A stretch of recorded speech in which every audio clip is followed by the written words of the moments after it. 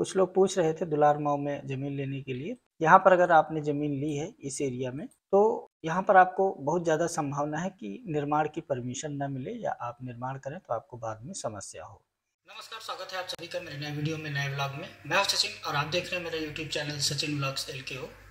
अपने चैनल के एक सब्सक्राइबर हैं जिनका नाम है दीपक चौधरी, और दीपक चौधरी जी ने कमेंट किया था कि सर मास्टर प्लान के बारे में बताएं, मास्टर प्लान क्या है और हमारा प्लाट अगर मास्टर प्लान के अंदर आ जाता है तो उसका हमें क्या फ़ायदा होता है। मास्टर प्लान को लेकर के बहुत सारे कमेंट्स आ रहे हैं और मास्टर प्लान क्या है और इसको क्यों देखना ज़रूरी है। अगर आप कोई ज़मीन या मकान या कोई प्रॉपर्टी खरीद रहे हैं, चाहे आप लखनऊ में ख़रीद रहे हो या चाहे आप किसी दूसरे शहर में ख़रीद रहे हो, आपको मास्टर प्लान क्यों देखना चाहिए और इसको बगैर देखे अगर आप कोई प्रॉपर्टी लेते हैं तो आगे भविष्य में आपको किस तरीके की समस्याएं हो सकती हैं, इन सब विषयों पर यह वीडियो आज का अपना होने वाला है।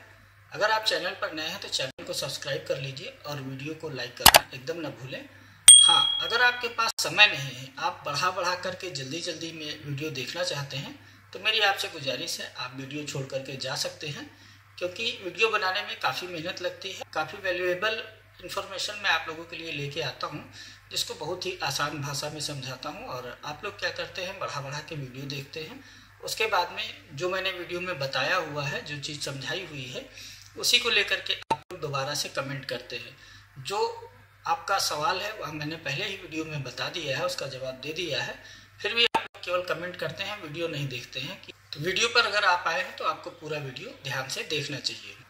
पहला पॉइंट अपना है कि मास्टर प्लान क्या है। तो मास्टर प्लान का मतलब कि आपके शहर की महायोजना, यह एक तरीके का ब्लूप्रिंट होता है जो आपको यह बताता है कि आने वाले समय में, आने वाले 10 सालों में, 15 सालों में, 20 सालों में आपका शहर किस तरीके से विकसित होगा। यह एक ऐसा दस्तावेज होता है जिसमें पूरा डिटेल से बताया और समझाया जाता है और प्लान किया जाता है कि आने वाले समय में शहर में कहाँ पर घर बनेंगे, कहाँ पर फ्लैट बनेंगे, कहाँ पर फैक्ट्रियाँ लगेंगी, कहाँ पर नए बस स्टेशन बनाने हैं, कहाँ पर रेलवे स्टेशन बनाने हैं।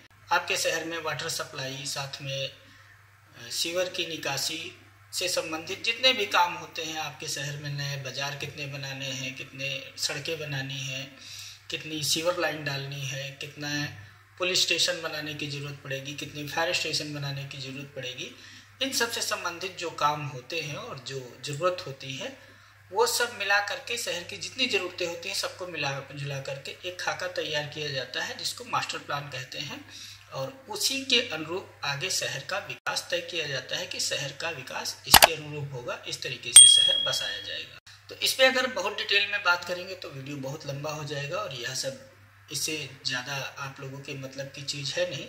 जो आप लोगों के मतलब की चीज़ है, जिस चीज़ से आपको फ़ायदा है, जिस चीज़ से आपको नुकसान है और जो आपको देखना चाहिए, उस पॉइंट पर, उस मुद्दे पर सीधे चलते हैं कि मास्टर प्लान अगर आपको देखना है, आपको समझना है, अगर आपको प्रॉपर्टी की खरीद बिक्री करनी है तो आपको मास्टर प्लान में क्या देखना चाहिए और कैसे देखना चाहिए, उसको कैसे समझना चाहिए। मेन पॉइंट अपना ये है, तो इस मेन पॉइंट पर हम इस वीडियो में बात करेंगे, क्योंकि मास्टर प्लान का जो डिटेल है यह बहुत लंबी चौड़ी डिटेल है। अगर इस पर पूरी तरीके से मैं बताऊंगा तो कई घंटे का वीडियो हो जाएगा और वह आप लोगों के किसी काम का रहेगा नहीं। वैसे भी आप लोग पूरा वीडियो नहीं देखना चाहते हैं और कुछ लोगों ने कमेंट किया है कि मैं व्यू पाने के लिए ही केवल वीडियो बनाता हूँ और यहाँ पर पैसे छाप रहा हूँ।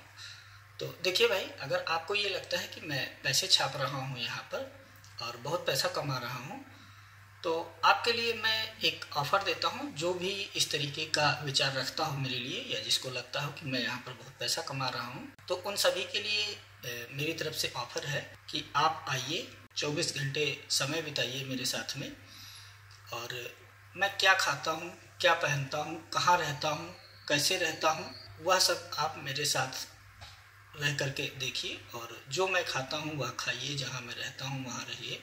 मेरी जो दिनचर्या है वह सारी दिनचर्या आप देखिए। आप 24 घंटा जब बिता करके मेरे साथ वापस जाएंगे तो मैं आपको अपने YouTube से जो अर्निंग होती है, जो पैसे मैं कमाता हूँ YouTube से, वह अर्निंग भी दिखाऊंगा और उस अर्निंग का जो एक हफ्ते की कमाई होगी, आप जिस दिन आए हैं उस हफ्ते की या उससे पहले वाले हफ्ते की जो एक हफ्ते की कमाई होगी, वह कमाई मैं आपको उपहार स्वरूप दे दूंगा।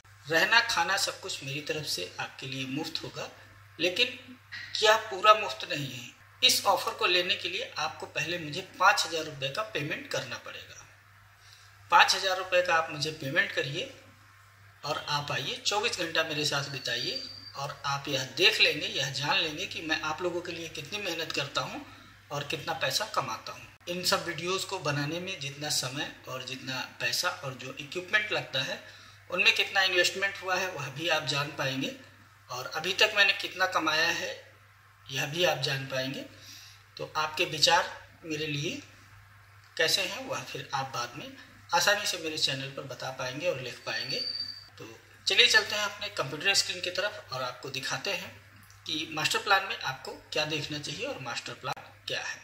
तो जैसा कि देख सकते हैं अभी मैं आ गया हूं अपने कंप्यूटर स्क्रीन पर, और यह मास्टर प्लान है जो मास्टर प्लान का ड्राफ्ट है। तो ये बेसिकली लैंड यूज का मास्टर प्लान है, जो भू उपयोग है उसका मास्टर प्लान है जो आपको देखना है। यहाँ पर ऊपर आप देखेंगे तो प्रस्तावित भू उपयोग लिखा हुआ है। लखनऊ महायोजना 2031 का मास्टर प्लान ये है।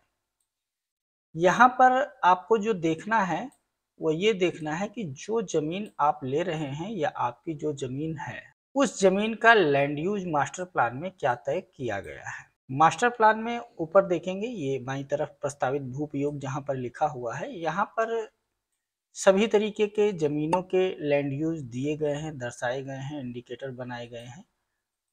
और यहाँ पर मैप पर ये सब मास्टर प्लान में दिखाया गया है कि जैसे यह आप एरिया देख रहे हैं, यह सब रेजिडेंशियल एरिया है, उसके बाद में कमर्शियल एरिया है, इंडस्ट्रियों के लिए है, तमाम चीज़ें हैं, सब अलग अलग लैंड यूज यहाँ पर दिए गए हैं। यहाँ पर आप देखेंगे तो ये सीमाएं भी दी हुई हैं, जैसे कि यह देख रहे हैं, यह पुराने मास्टर प्लान की सीमा है। 2021 वाला जो मास्टर प्लान था, जो महायोजना थी, उसकी यह सीमा यहाँ पर दिखाई दे रही है, अगर आप देख सकते हैं। और उसके बाद में अभी मास्टर प्लान कहाँ तक विस्तारित हुआ है, इसमें आप ये भी देख सकते हैं कि मास्टर प्लान कहाँ तक लागू है। अगर करंट में देखें तो ये पूरे लखनऊ का मास्टर प्लान आपकी स्क्रीन पर दिखाई दे रहा है। और इस मास्टर प्लान में जैसे ये ग्रीन वाला एरिया आप देखें तो ये ग्रीन वाला एरिया आपका फल पट्टी का क्षेत्र है, जो मलिहाबाद का एरिया है। आप यहाँ पर देख भी सकते हैं, हरदोई रोड और आगरा एक्सप्रेसवे और मोहान रोड ये सब लिखा हुआ है। और इस तरीके से मास्टर प्लान के अंदर सभी तरीके की ज़मीनों का लैंड यूज तय किया जाता है। और लैंड यूज जो तय किया गया है, जो भू उपयोग तय किया गया है आपकी ज़मीन का, आप उस ज़मीन पर उसी से संबंधित कोई भी कार्य कर सकते हैं। यानी कि अगर आपकी ज़मीन का भू उपयोग आवासीय है तो आप अपनी ज़मीन पर आवासीय गतिविधियां ही कर सकते हैं, उस पर घर मकान बना सकते हैं।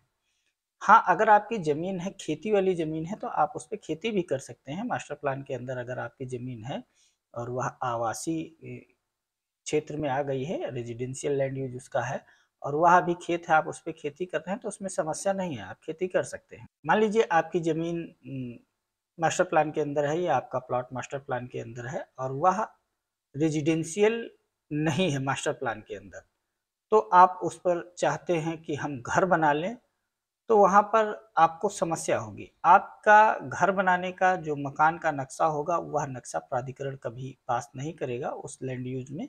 या तो आपको लैंड यूज वहाँ पर चेंज करवाना पड़ेगा या फिर आपको कोई दूसरी प्रक्रिया से गुजरना पड़ेगा। तो किसी भी शहर का मास्टर प्लान यह तय करता है कि शहर में आने वाले समय में क्या-क्या चीज़ें और विकसित करने की ज़रूरत है, कितनी आबादी आएगी, कितने लोग आएंगे, कितना ट्रैफिक होगा, किस तरीके से ट्रैफिक मैनेजमेंट करना है, उसके लिए क्या-क्या सुविधाएं डेवलप करनी पड़ेंगी, कितने लोग यहाँ पर नए आएंगे, कितनी नई कॉलोनियाँ बनेंगी, कितने लोगों के लिए पीने के पानी की व्यवस्था करनी है, कितने और मकान बनेंगे जिनका सीवेज निकालने की व्यवस्था करनी है, या कितना कूड़ा निस्तारण करना है। इस तरीके की जितनी भी सुविधाएं होती हैं सब मास्टर प्लान में तय की जाती हैं, डिटेल रिपोर्ट होती है। यह जैसे कि आप देखेंगे, यह पूरा मास्टर प्लान का डिटेल रिपोर्ट है और यह लगभग 150 पेज का है। अगर ये पूरा मैं आप लोगों को बताऊं और समझाऊं तो इसमें लगभग पूरी रात या पूरा दिन निकल सकता है। यह पूरी 150 पेज की रिपोर्ट है और इसमें सारी चीज़ें दी हुई होती हैं।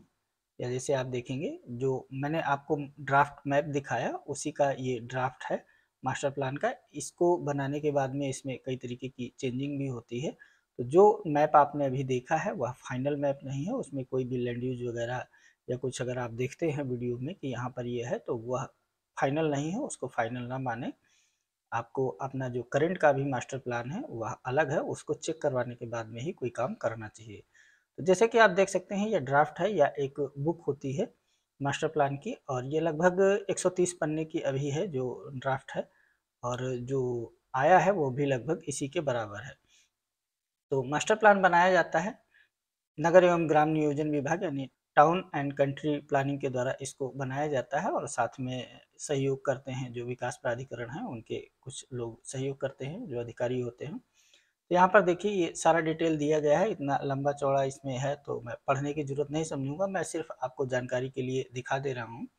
यहाँ पर देखिए ये सारे अधिकारी हैं जिन्होंने इसमें मास्टर प्लान में काम किया है, और जिनका जिनका जो भी यहाँ पर रोल रहा है वो सब दिया हुआ है। उसके बाद में ये विषय सूची है, तो यह विषय सूची आप देख सकते हैं।